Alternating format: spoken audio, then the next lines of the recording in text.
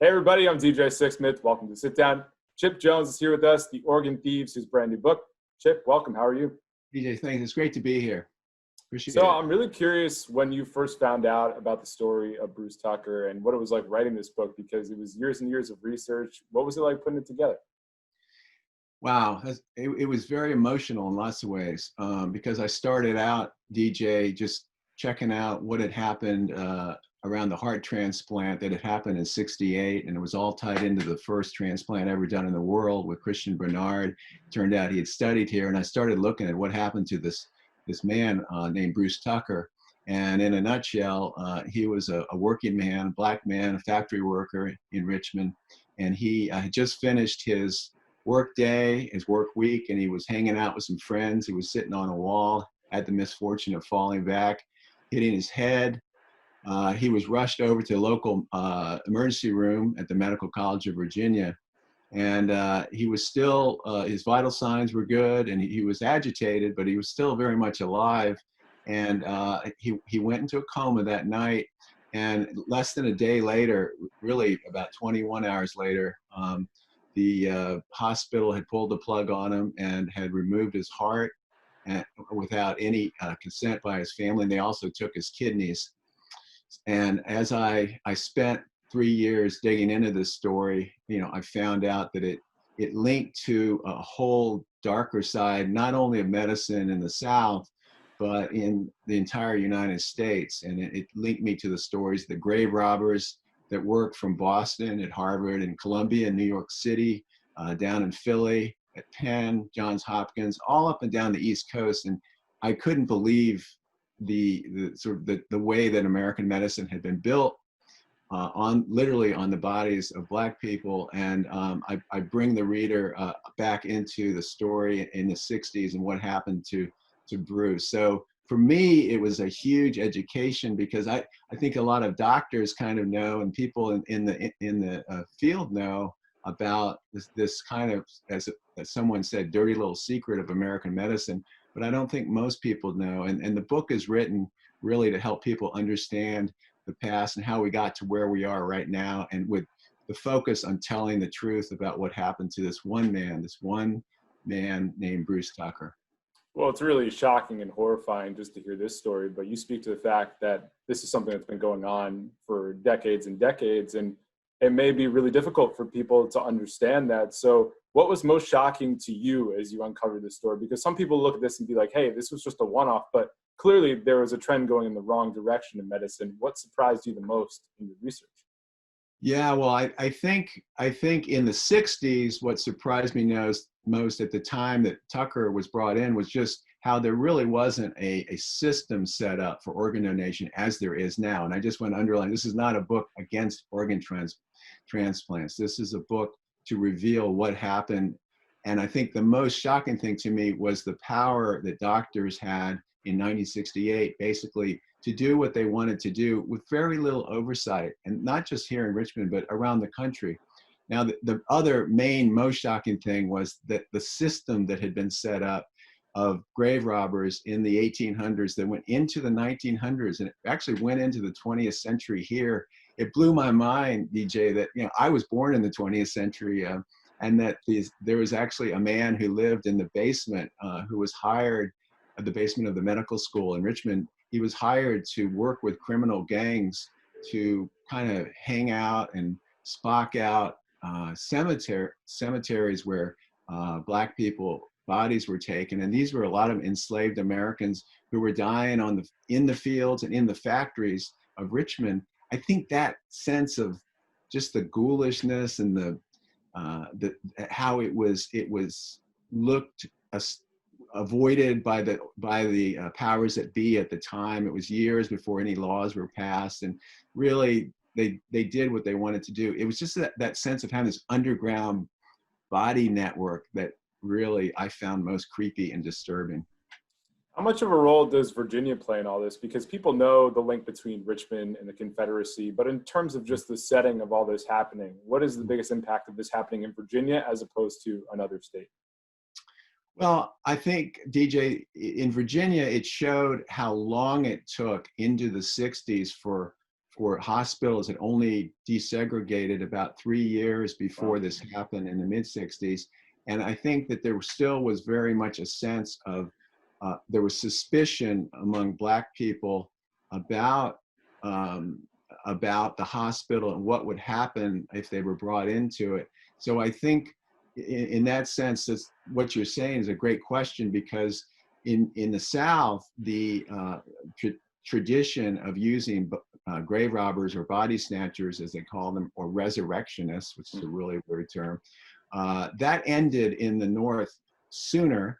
Another freaky thing about what happened up north, more than down south, there were riots and there were armed militias, Black militias going after these grave robbers in New York. And there was a whole set of, you know, kind of like, you could think of it like Black Lives Matters in a different way. It wasn't that well organized, but I think that the contrast in Virginia and in further south, how long it took, it shows how, like with school desegregation, but for example, that was still going on.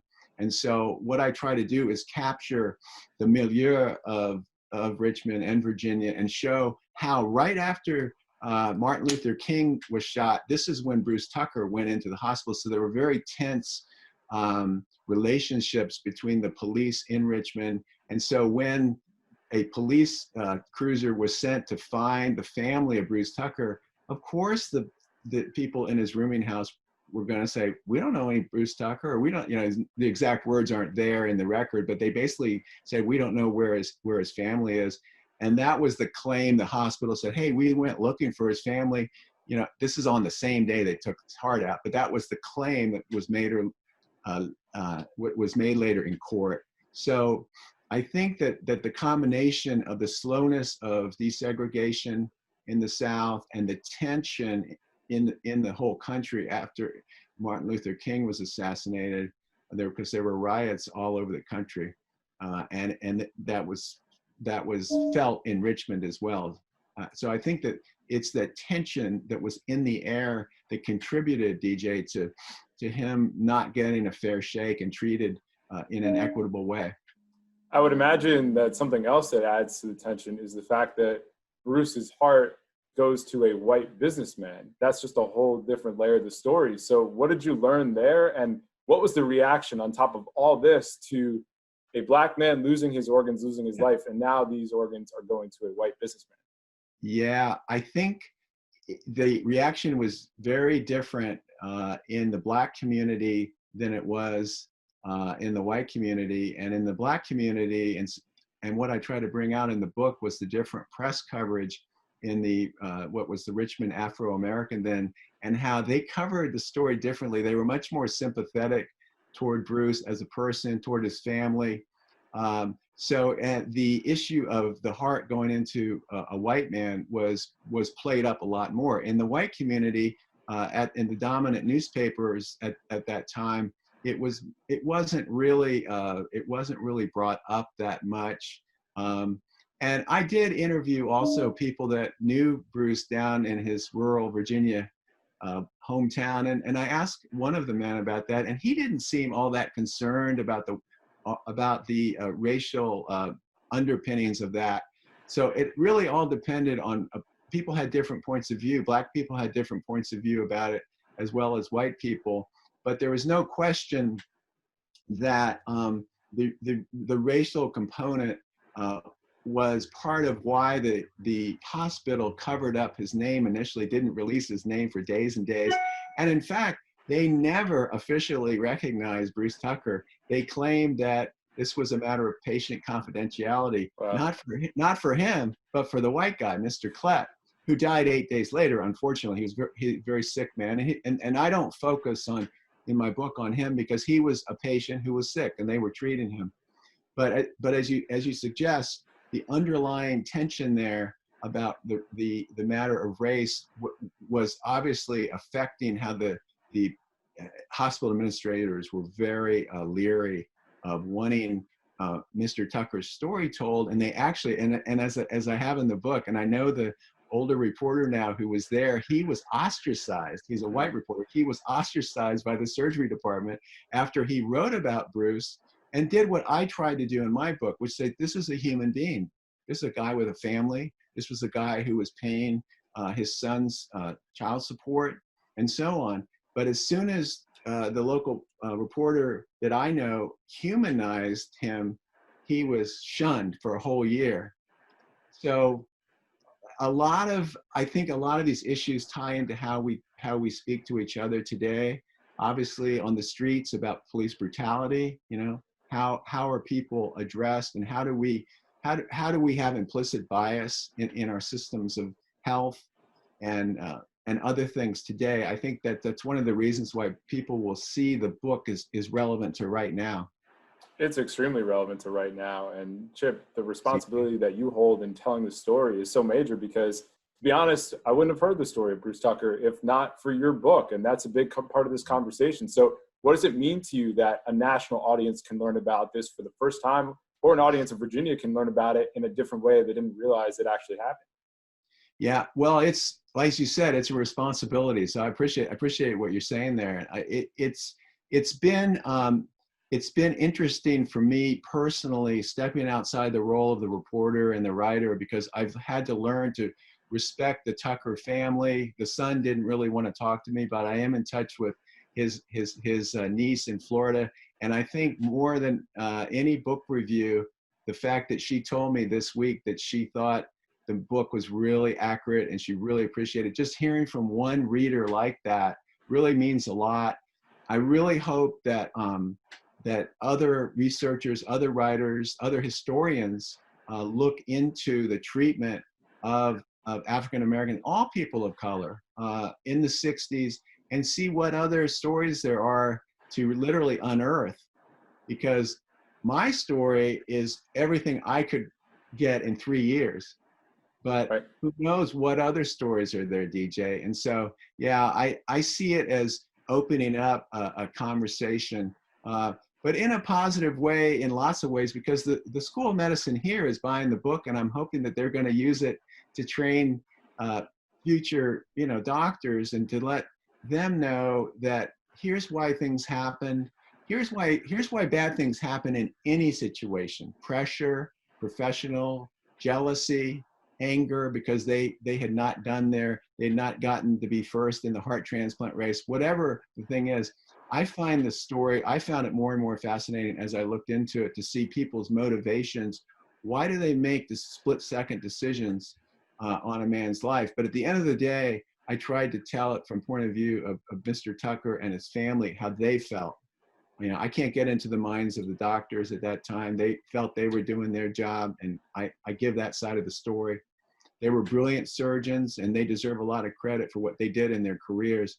But that particular day, May 25th, 1968, that was a dark day in the history of that particular hospital. And it's amazing that split-second decisions on that day have ripple effects for decades and a generation plus, and we're still talking about it today. I mean, I think that's pretty wild. Exactly. Yeah. Well, that's what I learned attending a class there at the medical school. That's what they call historical trauma now. And there's a lot of, and this is where it ties into COVID and the treatment and people getting tested, from the Tuskegee syphilis experiments in the 30s into the 70s. All these types of things add up. And in the communities of color that I'm aware of, these sort of implications that you may not get first-rate treatment, they still exist. And it is a privilege, though, to tell the story. And the fact that you're willing to interview me is great, because the more people that hear about it, I think we'll be able to use history. And I think reading history, that's the role of history, is to help us understand where we are today, and also to give the due to Mr. Tucker and his family. No question about it. Learn from the past in order to have a better future. Chip, I really appreciate you taking the time. The Organ Thieves is your new book. Thanks so much. Stay safe, and we'll talk to you down the road, all right? Thanks, DJ. I really appreciate it.